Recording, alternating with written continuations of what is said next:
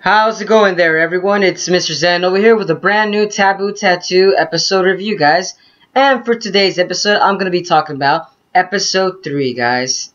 Now, this episode, folks, is all about the villains. Yes, folks.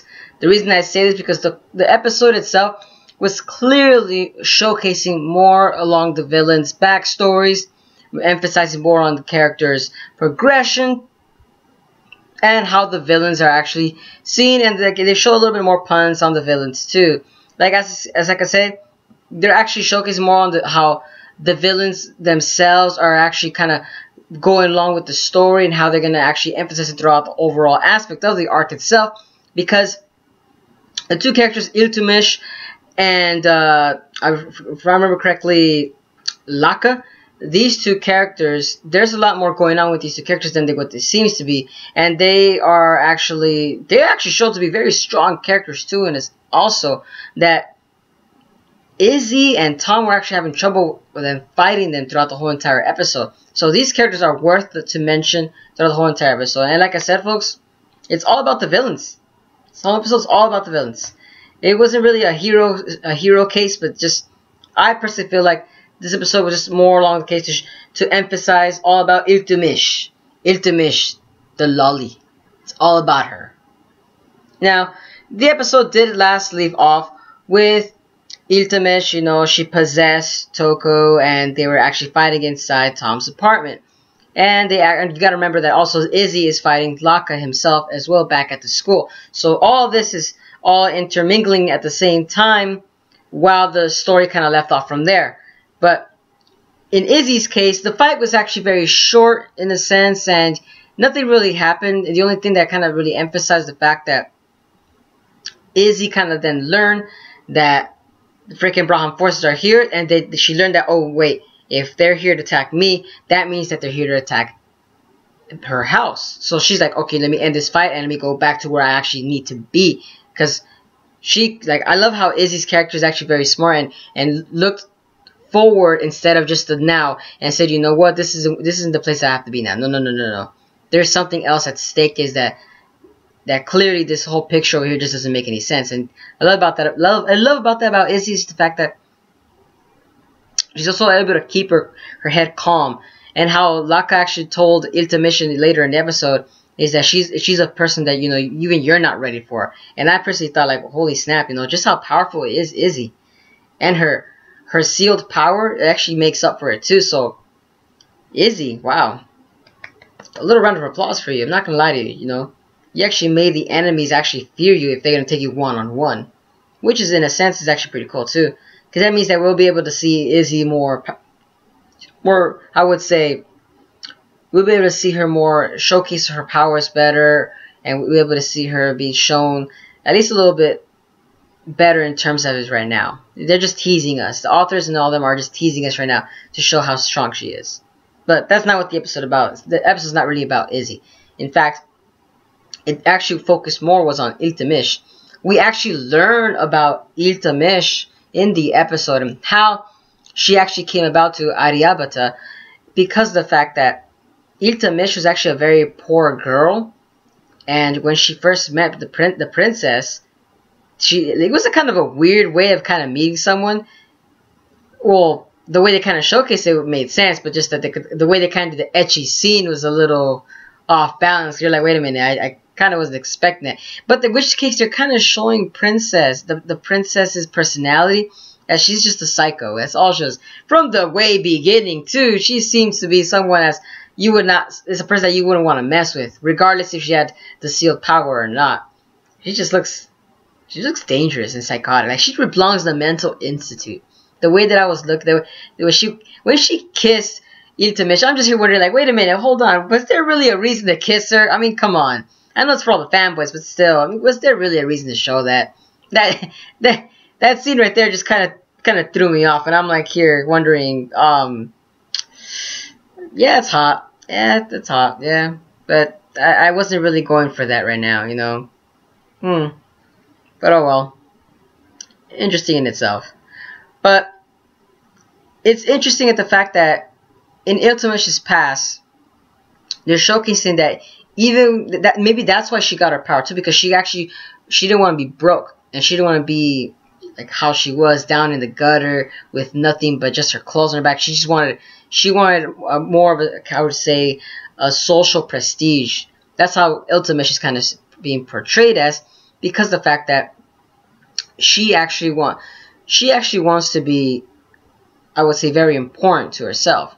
Since apparently society doesn't see her as someone very important, so she's trying to make a name for herself. That's what I kind of felt like coming from Iltamesh. You know, and it's funny because in the previous episode, Iltamesh was actually seen as someone who was just, you know, she looked emotionless, to be honest. I thought she was like a very stereotypical cliche woman where, oh, I love killing, so now I have a very emotional stare and state of mind. But no, actually, this episode kind of emphasized on the fact that Iltamesh's character was very well done in the episode, and I love that about this character. I actually starting to like Iltamesh now after watching this episode. I actually want to see more case on her and her past too, and how she got to be there in a sense too, and how she trained. You know, I actually personally want to see about all about that about her. I'm hoping they give a little bit more information about her on the next episodes, because I personally want to see how she actually is progressing. And she right now is my personal favorite character out of all the women that they showcase. She is pretty cool. Not gonna lie to you guys. But I'm sorry about that. Sorry for digressing. The episode actually, yes, then continues on with, what's his name? Justice. Actually, he actually was fighting Toko at the same time at Tom's house. But remember, Toko was possessed. But the thing that kind of got me is that Tom told Seigi, there's some blood in that box, man. Open that box and use the blood so you can win the match. And I'm here wondering, what the, like, you just got a box of blood like out of nowhere. Like, I wonder where you got that from. Did you kill someone, or did you go to a hospital and grab that? I personally was kind of a little shocked as to that little scene that they portrayed. I personally found that hilarious. But it was in the heat of the moment, so the episode, people would, I don't know, I'm weird. I personally found that a little entertaining in it, so that little scene. But the episode, they continue on, they were fighting, and then Seigi actually unleashes his Void Maker by using his own blood again, because he got stabbed multiple times by Toka. And then Tom actually, he helps out during the fight, don't get me wrong, he actually does. And he actually showcases his tattoo power by actually grabbing Toka's head and like forcibly like removing Iltamesh from the body itself, like as if it was like a piece of, like a sticker, like you could say. Like that's how he kind of removed Iltamesh from Toka, like as if like he's peeling off some tape off of something. And that was kind of like, ooh, you know, that was a little gruesome, just a little bit for a sense. But you know, then the episode then it kind of then progressed into like, I would say that the fight was kind of over because of the fact that the tattoo power that Seigi has is kind of uncontrollable. So it's kind of like Naruto, you know, you can't control the tail of beast, so we have to kind of end the match right there, and no one will get hurt. That's how they kind of portraying the episode right there, because the Void Maker's power is so powerful that even the owner himself can caught in its own blast, and they keep portraying that in every episode so far. You know, it's pretty interesting, but after a while it does get a little bit tired when they keep showing that. But then the episode then progressively moves on and on about how Seiki has to train in order to use his powers, and then in the episode that they kind of then showcase more along the line as to what the kingdom is doing. And then we got introduced to a new character named Lisa, and Lisa is then shown to be I would say another agent or spy that works with Izzy, and she's giving them information about what the next mission is about. And it's crazy, like a lot has happened in this episode that it's actually very interesting at the fact that it was only 25, 28 minutes around there, like 30 minutes max, you know, and you're here wondering like, wow, you know, like the story is now really progressing in itself. And it's funny because the fact that the main villains themselves are actually then going to target Lisa. Like I said, the story is the pacing is going very fast in itself, that they keep moving on into a new little story, and story arc, I should say. And the next little arc that I could say now, from what I'm looking at, is protect Lisa. Instead of protecting Segi, they're going to protect Lisa now, because the fact the villains are actually going to start chasing her. Because we don't even know what why they're actually chasing Lisa. Maybe because she has another tattoo power. You know, judging from the intro and ending song, she does have a tattoo power. And plus from when you can kind of clearly see her hands. So maybe it's her powers that might actually are attracting the kingdoms themselves in order to get her. And also the episode was kind of a little bit dark as to what about Segi himself, because of the fact that Izzy was telling Segi that his tattoo was actually it'll change your mind, because of the fact that it's so powerful that you'll be engulfed by your own emotions. So they have to also train him in the state of mind too for his own tattoo, which is crazy. And the episode was very informative on the fact there's different classes of tattoos in this episode too. Like I said, this episode was it felt very long to me when I was actually watching it. And it was very enjoyable, but like I said, it also felt very long. There was a lot in this episode, and I'm still wondering, like, man, I actually went through all that. But the episode, yes, it actually then also showcased more on the new tattoo's powers.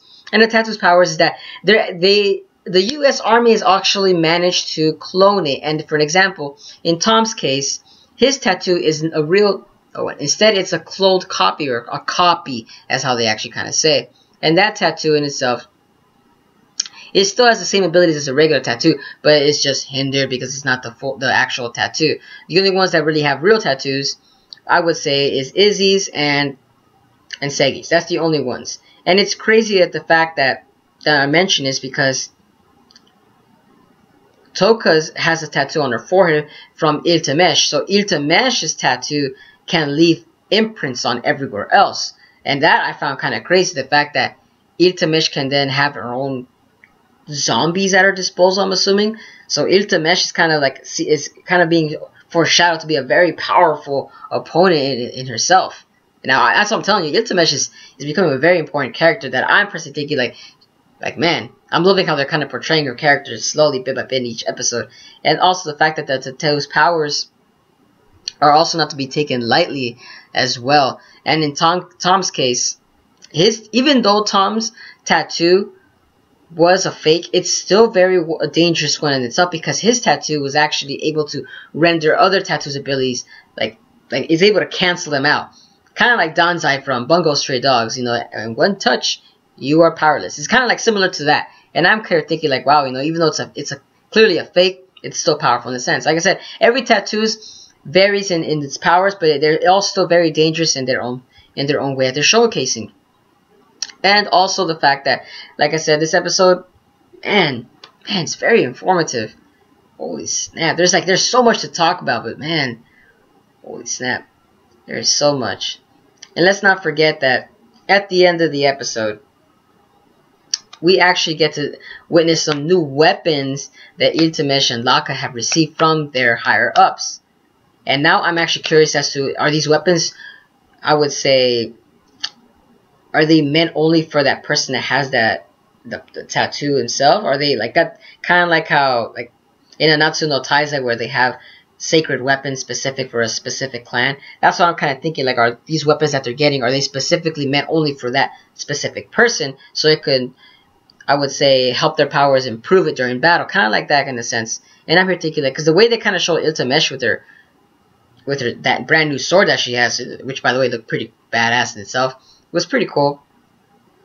And also the fact that we can't forget that there was so much symbolism in this episode. Holy snap. And it was all thanks to Iltamesh's. Like I said, this episode's all about Iltamesh. I'm sorry. I'm going to keep going back to her because this episode is clearly all about her.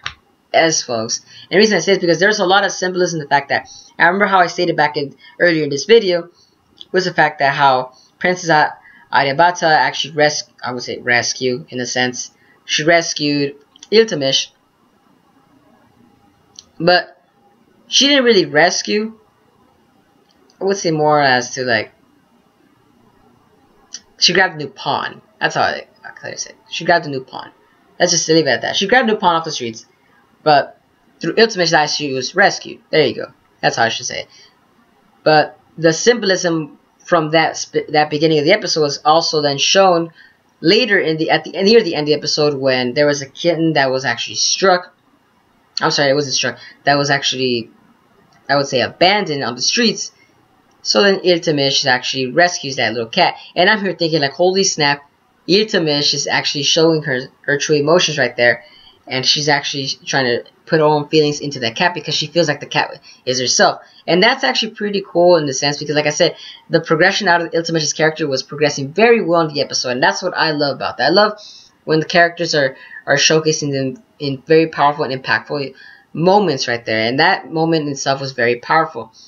Because when she rescued that cat, you think about it, then it kind of goes on with her epithet as well as a show. How do I say?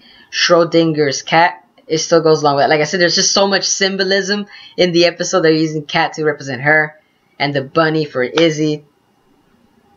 And I'm assuming Segi's symbolistic, I would say, animal, I would say, for the tattoo, I believe it's the crow, because they kind of showcased a little bit that in the episode when he was actually riding the bike with Toka later in the episode. I think his animal is a crow. I personally think it is. I think it is. Even in the intro song, it looks like a bird, like some kind of beaky looking animal. Yeah, I'm assuming so. Let's hope it is.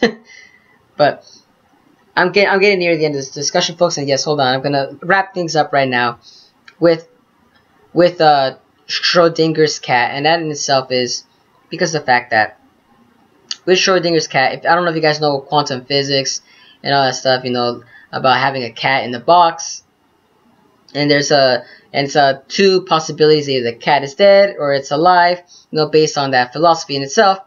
That actually philosophy that was brought again with the symbolism back at Iltamesh, and I also then again found that hilarious because the author itself is using that pun, Schrodinger's cat, and epithet on Iltamesh because of the fact that she's either dead or alive